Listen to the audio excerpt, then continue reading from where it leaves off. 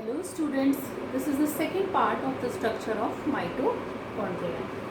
So see, today we will study the structure of mitochondria. This is the structure of mitochondria. In this diagram we can see that this is the outer membrane and this curved membrane is the inner membrane of mitochondria. So the mitochondria is double membranous structure which have this, I have shown it by the red color, outer membrane, and the inner membrane is involucrous in it and it is called inner membrane. The liquid or fluid substance which is filled inside the mitochondria is called matrix. Few rounded ball-like structures are also present and these are ribosomes which help the process of protein synthesis. One circular DNA molecule is also found in each mitochondria. So this is the sectional view. Inner and outer membrane. There is a gap between inner and outer membrane and this gap is called intracrystal space.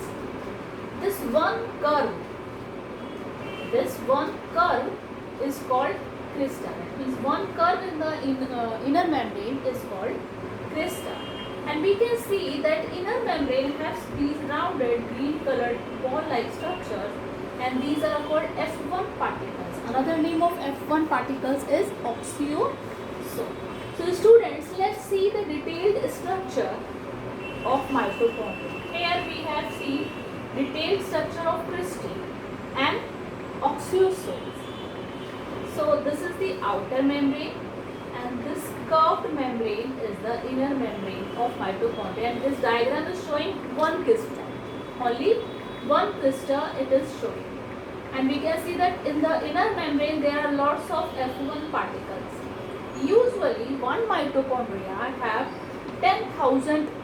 can have 10,000 F1 particles in its inner membrane. This dotted portion is showing the matrix with enzymes for protein synthesis and Krebs cycle. That means these two processes are there inside the matrix portion of mitochondria. This is space which I have shown by the yellow color is called intracrystal space. Here we can see the detailed structure of oxyosome particle. Students, oxyosome particle is not rounded actually. It is made up of three parts. This round part is called head. This neck-like part is called stalk. And this broader part is called base.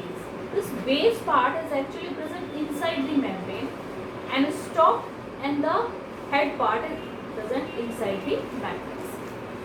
The head portion is 100 angstrom thick. The stalk portion is 33 angstrom thick. And the base is 45 angstrom thick and 115 angstrom wide. So this is the structure of F1 particle and another name of F1 particle is oxyosome. This is the most important part of the mitochondria because it helps in the process of respiration and the process which takes place in the F1 particle is called electron transport system. So students, why the mitochondria is important? Because the process of respiration takes place in the mitochondria and we know that another chapter of respiration is also there in your syllabus in which we will discuss three processes and these three processes comes under the category of respiration. The first one is glycolysis, the second is Krebs cycle and the third one is electron transport system. So the glycolysis process takes place in the cytoplasm, the fluid part of the cell. Second one, that is called Krebs cycle or another name of it is citric acid cycle. This takes place in the fluid present in the mitochondria, that is matrix. And the third part is electron transport system and this electron transport system takes place in the F1 particle. I have written it here also that the inner membrane there is the electron carrier molecules or coenzymes. So lots of coenzymes molecules are present which helps in the process of respiration which are present in the inner membrane of mitochondria. So respiration is divided into three parts. The first one is glycolysis, which takes place in the cytoplasm of the cell. The second part is Krebs cycle, which takes place in the matrix of the mitochondria. And the third part is called electron transport system. In short, we write it as a ETS. And this electron transport system takes place in the F1 particle of mitochondria, that means this F1 particle or oxyosome. And the result of all these three processes is adenosine triphosphate molecules. That means we know that ATPs are energy coins. These are energy coins. These are energy coins, and these coins can be used when required in the body wear. That means whenever the requirement of energy is there, like we have seen the example of a sperm's tail, that when it is required to move, sperm needs to swim, it needs lots of mitochondria for the power generation, and the power is generated in the form of these ATP molecules, and these molecules are called energy coins. Now, one specificity of mitochondria is that mitochondria are also called independent organisms. Let's understand why they are called independent organisms. Because mitochondria have one circular DNA molecule like this. This is a DNA molecule which is found, one single DNA molecule is found in the, and is circular in each and every mitochondria. And the circular DNA, when it replicates, it divides, it can form two mitochondria from one mitochondria. Let's understand how.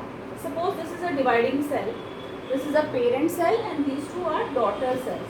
When this cell will divide, one mitochondria will go in both the cells, because each mitochondria is having DNA in it, so they can replicate with the division of the cells, and they can increase their numbers in the cells. So they are called independent organisms. Now let's discuss the matrix part. What are the particles which are present in the matrix part? Protein, lipid, ribosomes, messenger RNA, DNA, ions, fibers and crystals. These are the parts which are present in the matrix. Why matrix is so much important? Because matrix is having lots and lots of enzyme for the process of respiration. Last topic is the function of mitochondria. So see on the board, these are the functions of mitochondria. We are familiar that first part is the cell respiration, that mitochondria is helpful in the process of cellular respiration. Second part is the stepwise oxidation of food. What is oxidation of food? We have discussed it in the process of digestion in the 10th class, that how the process of digestion is there, how the process of digestion and respiration are connected with each other like this, because there cannot be digestion without respiration. Both the processes are connected with each other. So the combustion of food is there during the process of respiration, and respiration takes place with the help of mitochondria. So the process of respiration, there is the combustion of food, and this combustion of food is in several steps. Why in the several steps? Because there are lots of enzymes which are involved during the process of digestion. So by the combustion of food, the energy is generated. So it is stepwise oxidation of food. Second part is the synthesis of chlorophyll. That means mitochondria can also make chlorophyll, cytochrome and steroids. Special part is that it can also form amino acids. That means if it can make amino acid, that means it can make proteins also, because proteins are made up of amino acids. Next is calcium ion concentration control. We know that calcium ions are very important in our living body. So in this way we can understand that how much important mitochondria is, because it can help in the calcium ion concentration in the biochemical activities of our body. Next part is fatty acid synthesis. Fatty acids can also be synthesized in the matrix part of mitochondria. So all the important components, which are proteins, amino acids and fatty acids, steroids, cytochromes, they all can be formed with the help of mitochondria. इसलिए mitochondria is called powerhouse of the cell. It is also called storage battery of the cell. So this is all about mitochondria. Students, in our next video we will learn that how to make diagram easily, how to make a diagram of mitochondria easily. So that's all for now. Good luck.